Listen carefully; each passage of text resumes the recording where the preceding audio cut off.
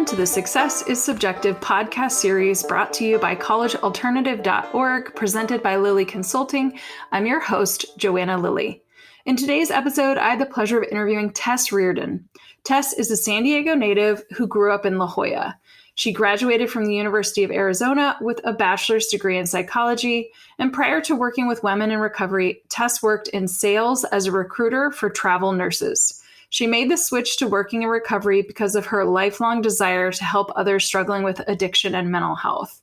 Tess has been with Mare's House since day one. She started off as a mentor and transitioned into the business development and marketing role in October of 2021.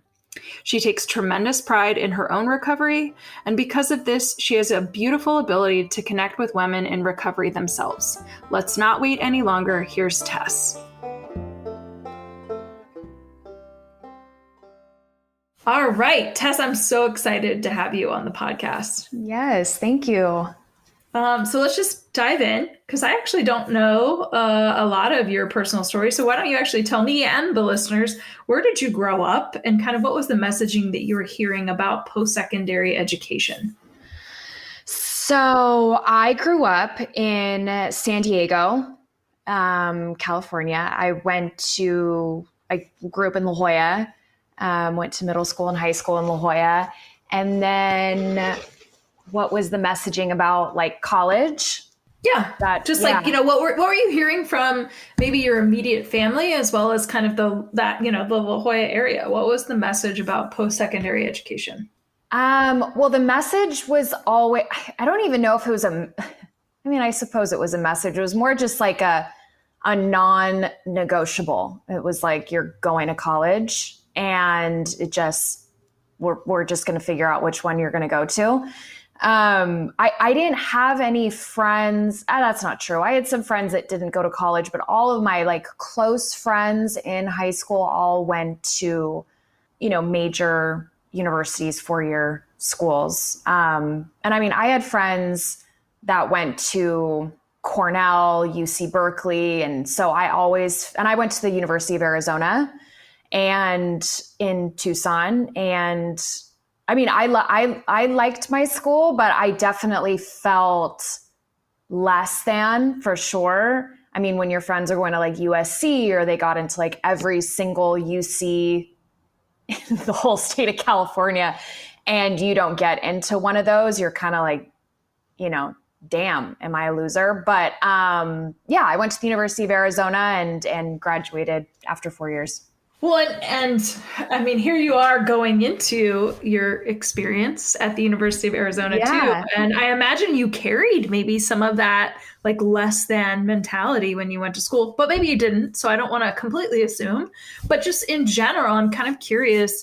You did mention you graduated in 4 years, which is actually pretty unusual nowadays, but I'm just curious how that experience in college was for you, because it certainly is different for every young person. So just from a transitional perspective, how was college?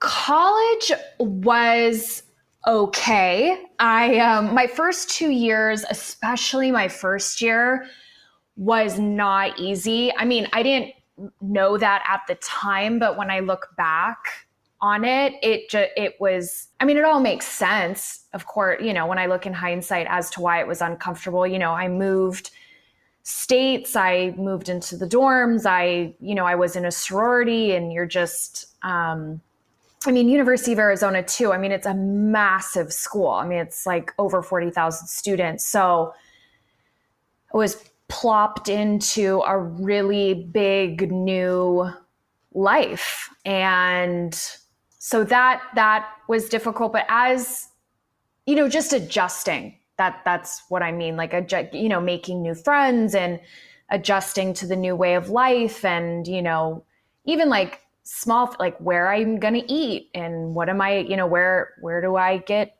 food and where am I going to go with my new friends? Do I even have any friends? And, it all came with time and it all, worked itself out. But it was kind of a nervous Nelly my first year. But then as, I got more comfortable-ish my third year of college.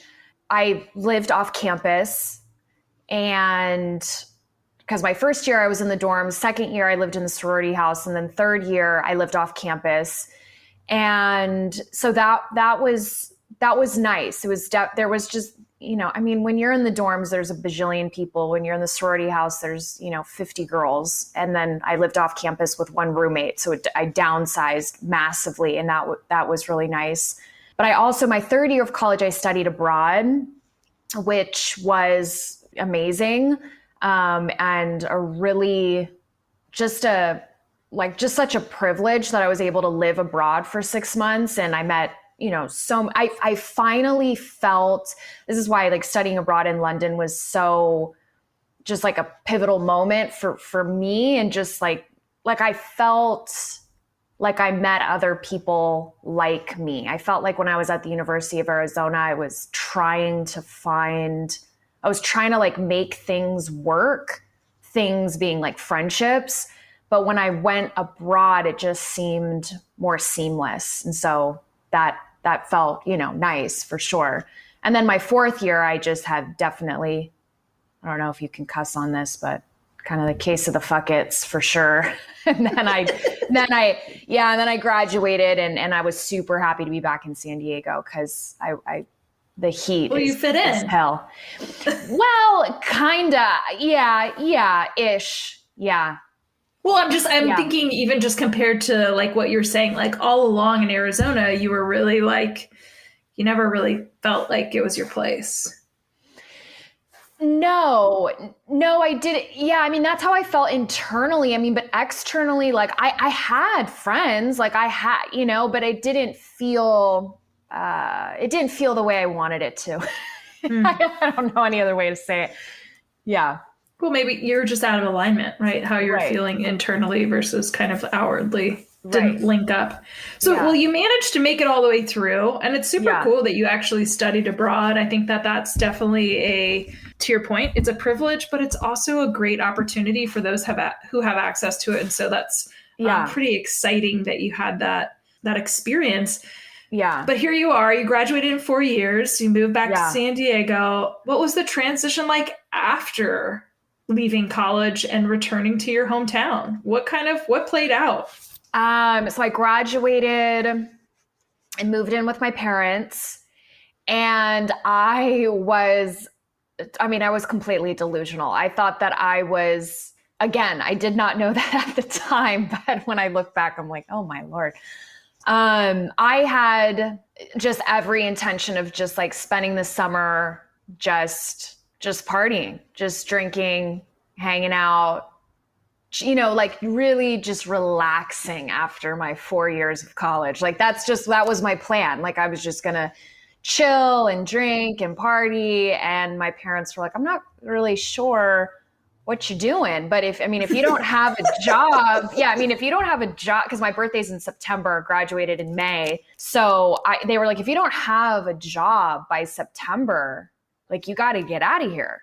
And I was just like appalled, like, oh my God. And, but I got a job, and I started at a really great company in San Diego. I was a recruiter for travel nurses for about 6 years. And so, after getting that job, I think I lived with my parents for a couple more months, and then I moved out, and I got my own place. Well, I lived with 3 other girls, but so lived with my parents for a little bit, and then, I got a job.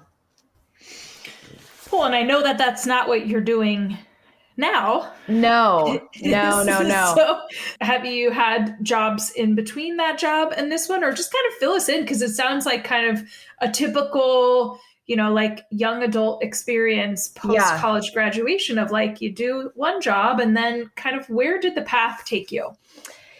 So, for me, like even when I think, I'm kind of backtracking a little bit, when I think about college and I think about graduating and what that time looked like for me, it's hard for me not to mention, I don't know, this might have to be, edited out or something, but I'm in recovery. I'm, 5 years sober. And when I was in college, I was was a blackout drinker.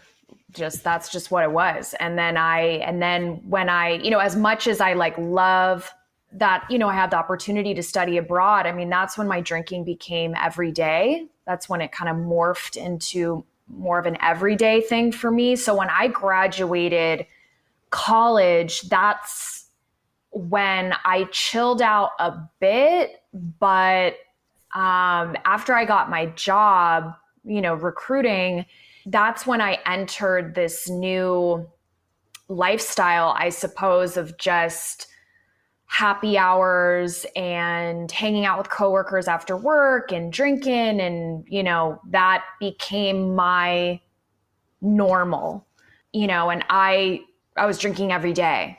I wasn't just having like one or two drinks. It was like 4 or 5 or 6. And, it was a lot of fun until it wasn't fun anymore. And so I got sober at 24, and a suggestion that they say, or that they have, is to not really make a whole lot of changes in your first year of recovery, just because so much else is unfolding and changing as it is.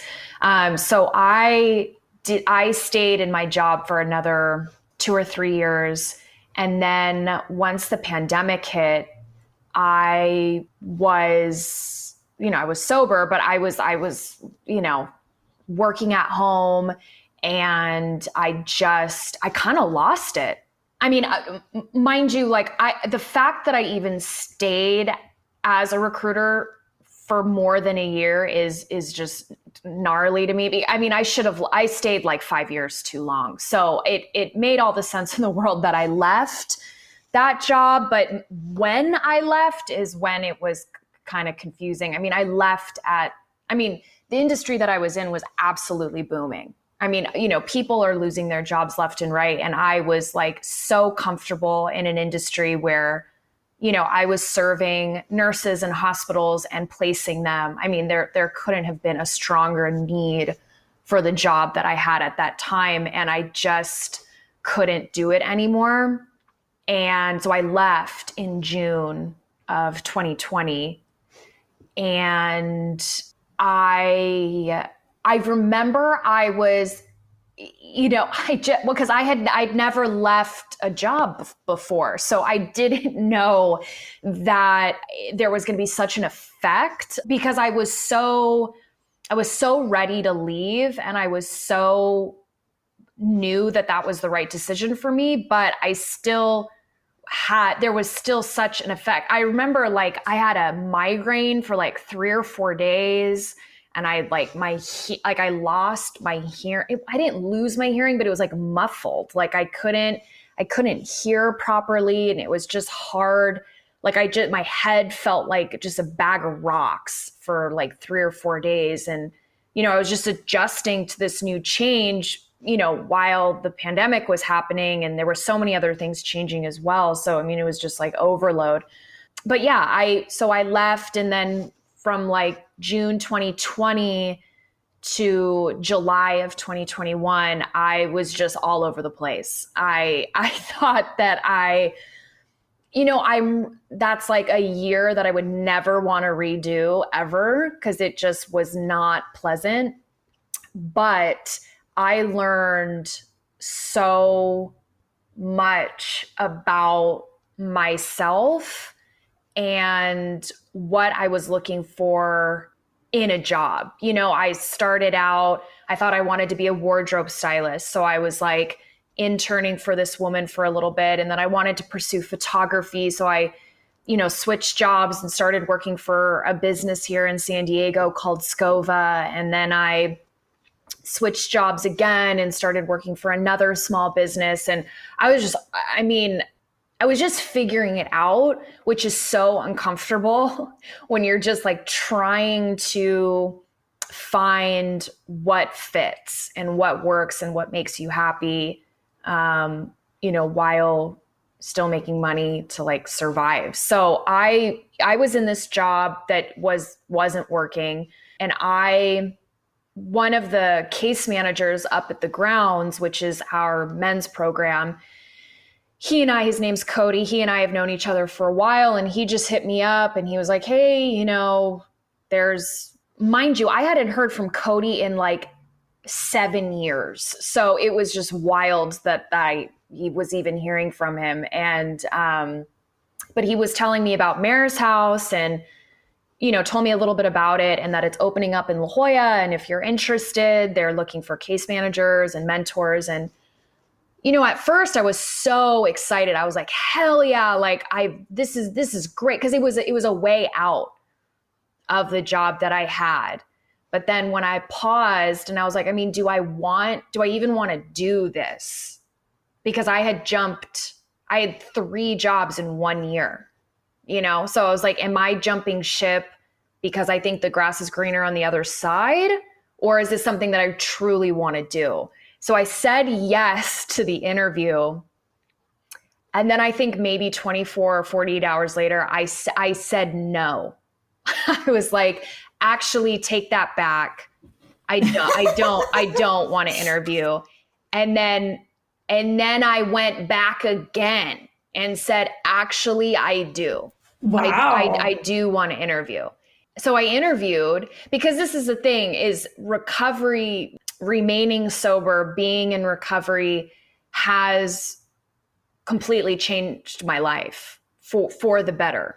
It just has. So it's so precious to me, my sobriety. So I was really particular about the program that I was going to work for.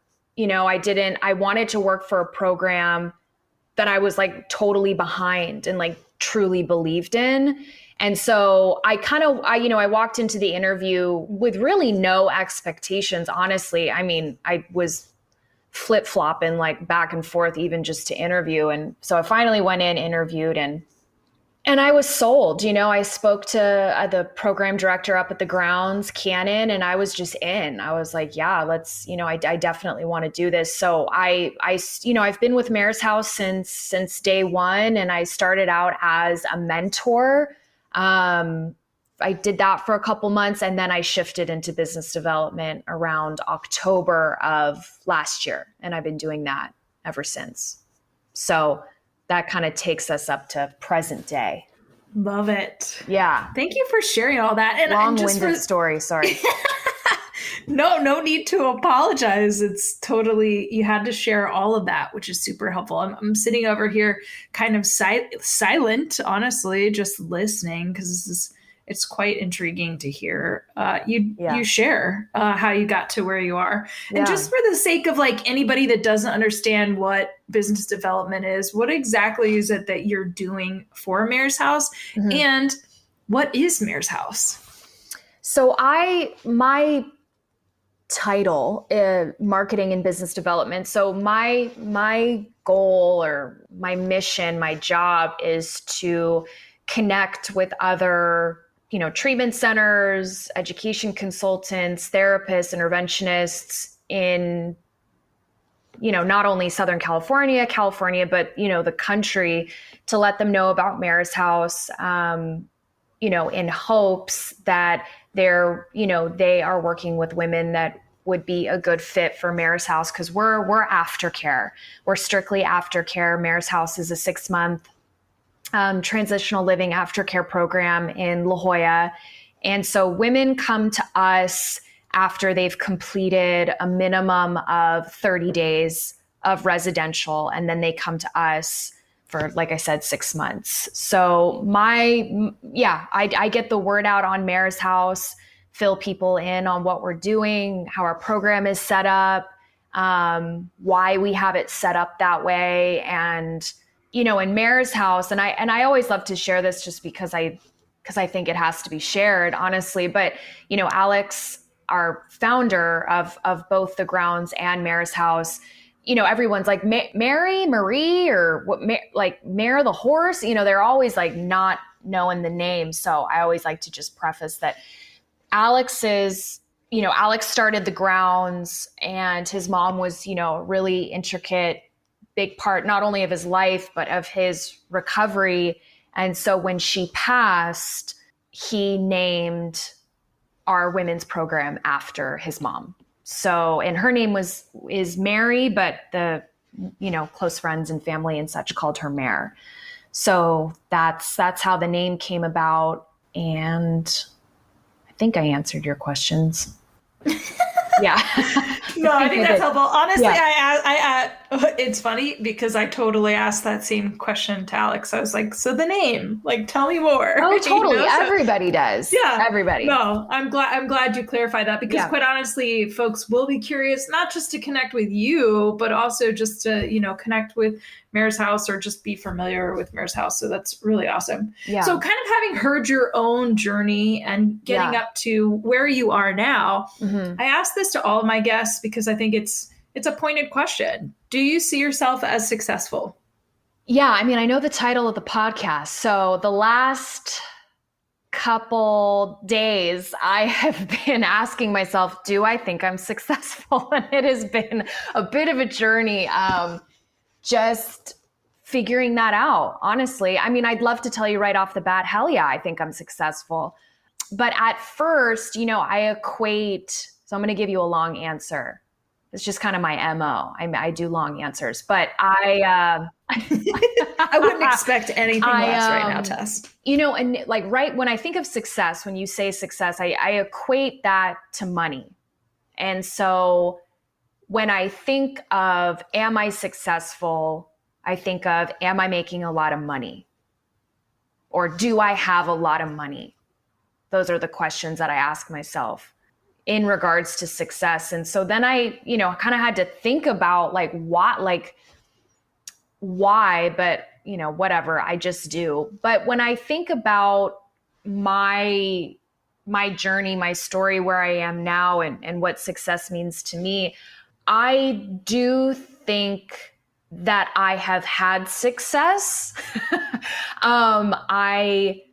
To me, my sobriety, my recovery is a massive success. And I think that I have been successful at, remaining sober, a day at a time. And so that in itself, and one thing that I did not have, 5 years ago was peace of mind. And that to me is success. If I can walk through my day, walk through my week and have some sort of peace of mind where my life doesn't feel completely and totally unmanageable, that's a success, because it's like 27 monkeys just jumping up there. So if I can calm the monkeys and have some sort of calm, I mean, honestly, I feel like I'm just kind of talking like AA shit right now, but it's like, if I can be of service to people, if I can get out of myself and listen and have some sort of peace of mind, that's a success for me. So yes, I do think that I've had some success. So to piggyback off of that then, if you could give some piece of advice to a young person, young adult, I mean, you can be specific. It could be a young woman kind of going through life similarly to your own journey, as a young person, like 18, 19, whatever, or even like the post-college graduate where college drinking hasn't left them and they've carried that into kind of the work world. I mean, again, I'm being specific and at the same time teeing it up of you can respond to this however you want, but what piece of advice would you give a young person right now? You're not alone and there is help for you. There is a community for you. There's a person out there. I think for so long, since I was 7, I always felt like the thoughts I had or how I felt, how I was behaving, how I was being, I just was like, there's no one else that would be able to relate. There would be nobody else that would get it. And I don't believe that to be true, because I have found so many women, men as well, but I'm a girl's girl. I have girlfriends, and, I just love women, and I am not alone. And I see it at Mare's house too, as there's like these women that we have, I mean, they're all from all over the country. I mean, they have different upbringings, or, went to different colleges, or, different stories. I mean, but there is that commonality. Is that a word? Or there's that common feeling of, maybe feeling less than, or feeling like I'm really struggling with like XYZ. So that would be my messaging, or my point is that you're not alone. And I just pray that narrative, if anyone has it, it can be quieted down for sure. I love that. That was really, really solid advice. It's so common, and I would even say it's female specific, but maybe we tend to be a little bit of the like overthinkers, right? If we can gender stereotype, but to that common piece of like, I am alone, right? Nobody else is experiencing this, is like, oh my gosh, if only the world, if like we did not get stuck in that thinking trap, like how much mental health in general would shift significantly, because the majority of us are in that same situation, right? Like we aren't alone. We're experiencing a lot of the same things, and it's just helpful to know that there are others out there that you can lean on for support. Okay, so with that, how can people connect with you? Because, and before you start rattling stuff off, I think this is the biggest piece, right? This is literally a blip, or just like a snapshot of who you are as a person, Tess, and like the journey leading up to where you are now. And then obviously it's a hook, right? Hey, here's a little bit about Mare's house. So obviously I want folks to connect with you. How do they reach out? Well, you can follow us on Instagram, Mare's House Recovery on Instagram. Follow us there. I do that page. And I mean, you can email me, tess@mareshouse.com. Find me on Facebook. I don't know. Find me on socials. And there's my email. And we'll make sure all that is actually in the show notes. So in case anybody wants to just easily click on it, they can, for you personally, and also of course, for Mare's house. But Tess, thank you so much for taking the time to share your story, to chat with me, and to just spread the good word. Yeah, thank you for having me. That's it for this week's Success is Subjective episode. I want to thank my guests for joining me on this week and for being willing to share your journey. This podcast would not exist if it weren't for people such as yourself. Stay tuned for our next episode, where you can bet it'll be another amazing human sharing their personal story with the world. Make sure you check out the show notes, where you will find contact information, website details, and all social media for our guest. Also, put a face with a voice by accessing their interview on the newly formed successissubjective.org website. If you're interested in being a guest on the podcast, you can email me at Joanna, Joanna, @successissubjective.org. I would also be remiss if I didn't tell you to check out the collegealternative.org and lilyconsulting.com websites for additional resources outside of podcasting. If you're listening to the show on Apple Podcasts, please do me a favor and subscribe. And while you're at it, feel free to leave a review. You can also download to listen to the Success is Subjective podcast on any other podcast playing app, such as Audible, Google, iHeartRadio, Spotify, Stitcher, and TuneIn. Last but not least, Success is Subjective is listener supported, made possible by me and by you. You can support this podcast by joining the Patreon community at patreon.com/successissubjective. Thank you for tuning in. And remember, there is no single path through life. Success is what you make it.